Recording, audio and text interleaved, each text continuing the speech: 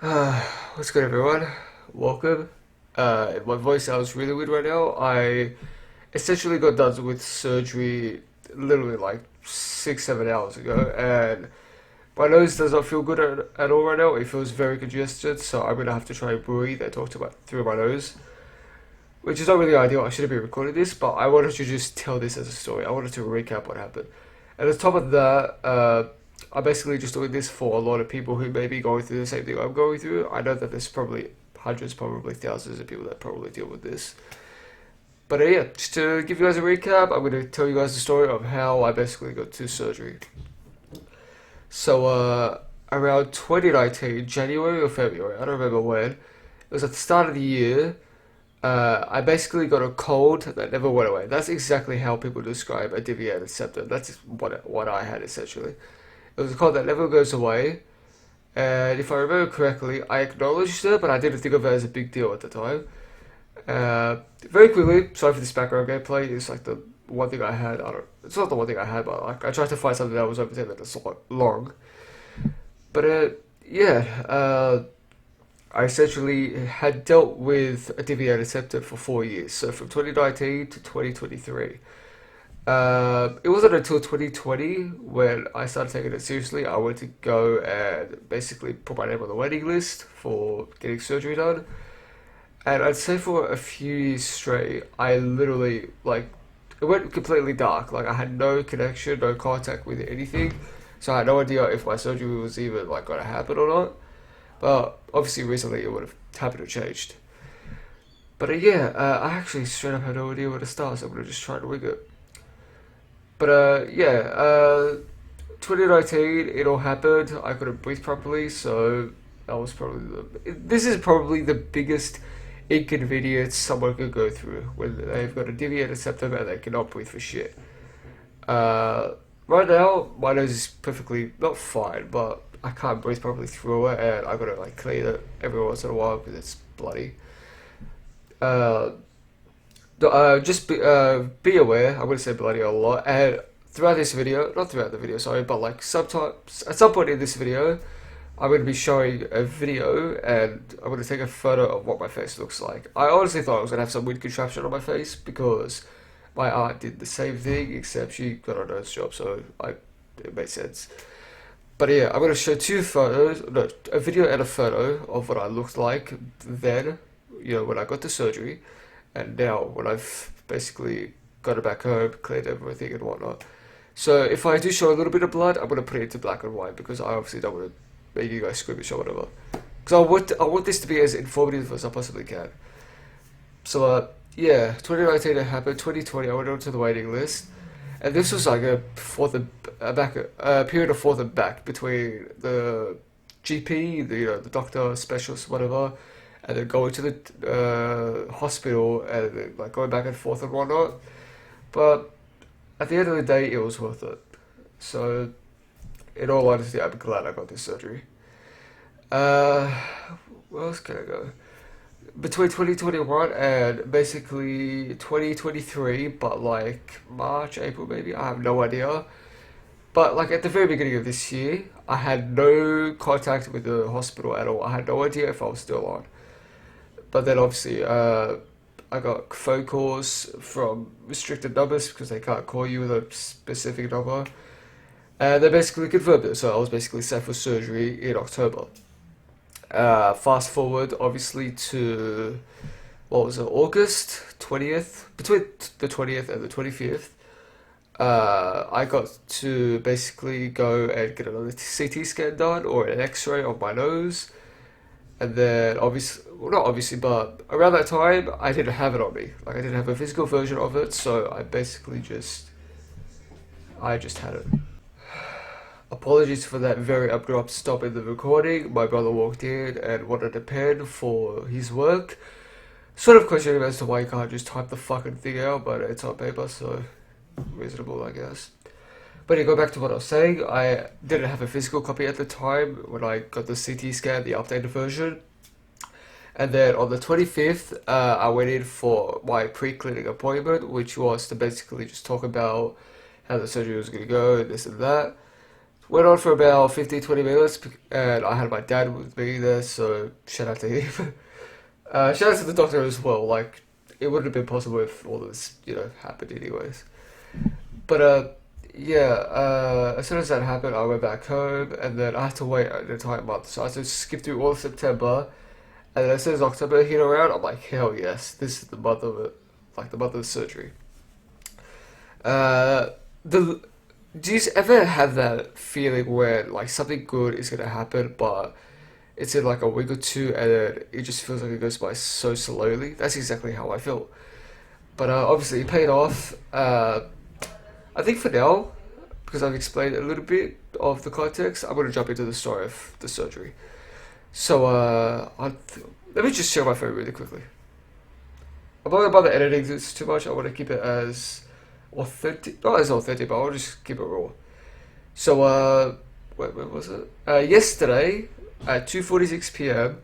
I got a call from the hospital that basically where they tell me, what time I should stop eating or drinking, like my fasting times.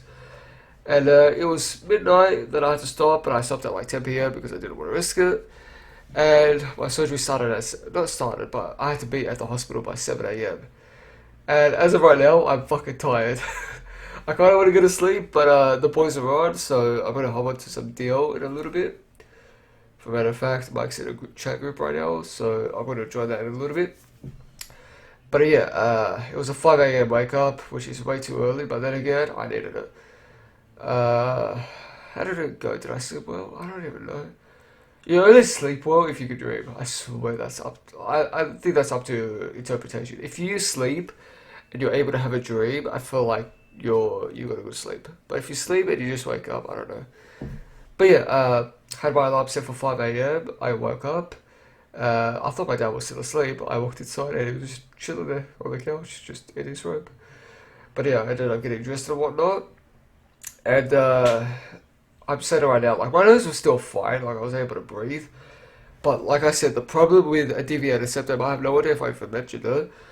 Deviated septum is basically when the bridge inside of your nose essentially just breaks, if that's the best way to put it. It goes loose and periodically swaps from nostril to nostril. So I could say at like 5 p.m.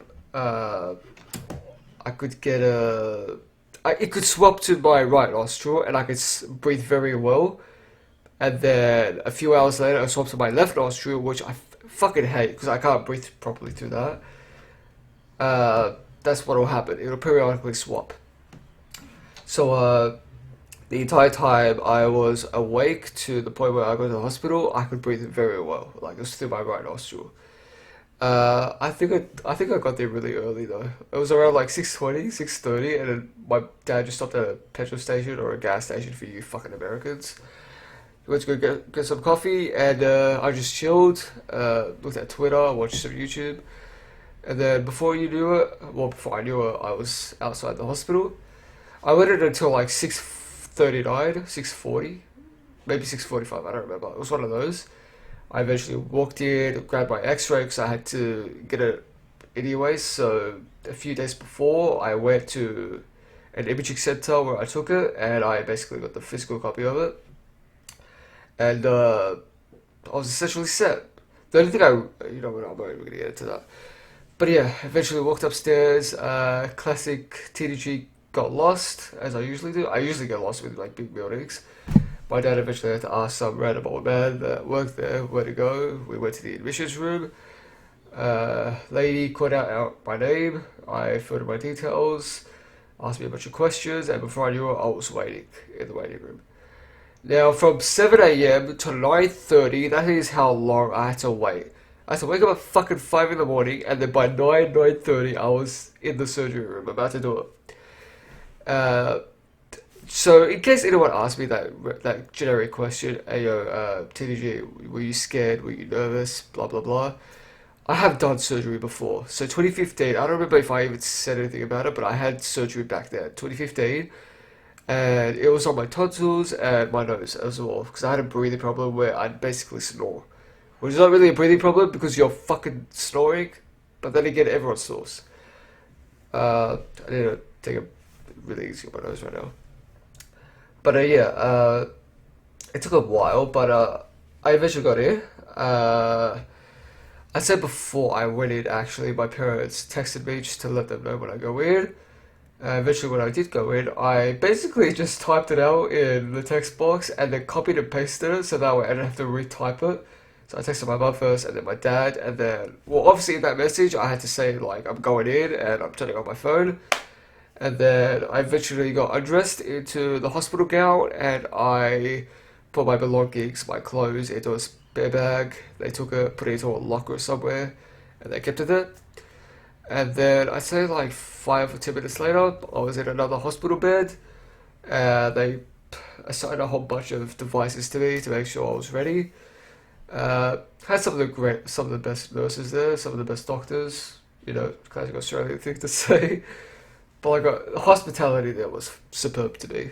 Like I enjoyed being there. I don't know why. If I had to stay the night, I would have. It was just enjoyable. But yeah.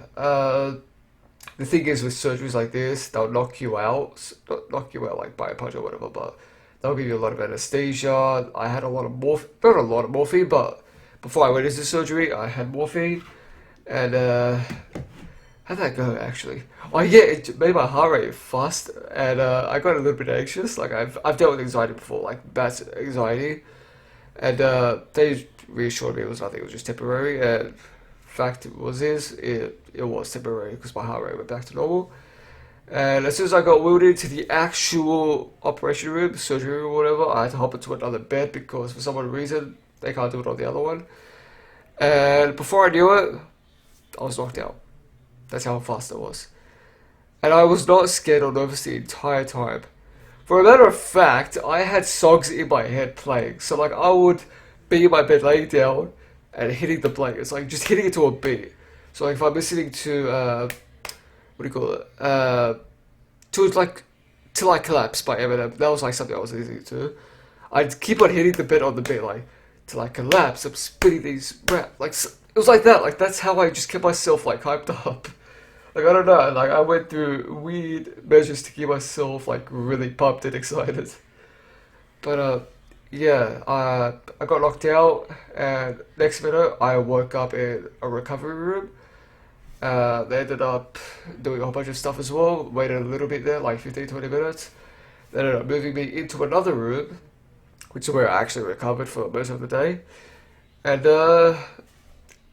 for a few hours, I was eating, drinking. I was eating sandwiches. I drank some apple juice because I requested it. Obviously, you can request whatever you want, but I requested that. Obviously, I wanted to take some water as well because I needed to stay hydrated. And safe to say, I enjoyed it. Uh, I'm currently wearing something on my nose right now. I don't even know what it is, but like, I'll obviously show a photo of it at some point. You know what? I'll show a photo of it right now. So I'll show if this is gonna be a short video of me. What is it a video? I have no idea what it is, but I'll show it. This is me when I basically got out of surgery, like 10, 20 minutes after, and I was in the waiting room. And what you guys are about to see after that is basically a photo of me now with everything cleaned off and whatever. Like I'm not completely bloodshed or whatever. Like I said, if you're squeamish, I'm gonna leave it in black and white, and I'm gonna just warn, like put a warning. But yeah, I was basically there from what 9 to 4, 7 to 4, 7 I got there, and then 4 I left. So about 9 hours I was there, and safe to say, it was good. I ended up taking a snapshot of me just chilling in the bed, but I didn't show my face. A lot of people genuinely thought like I broke a fucking ankle or something. This is all like this is all family. Uh, to everyone who actually messaged me, like thank you all for the messages, like keeping up with me or whatever.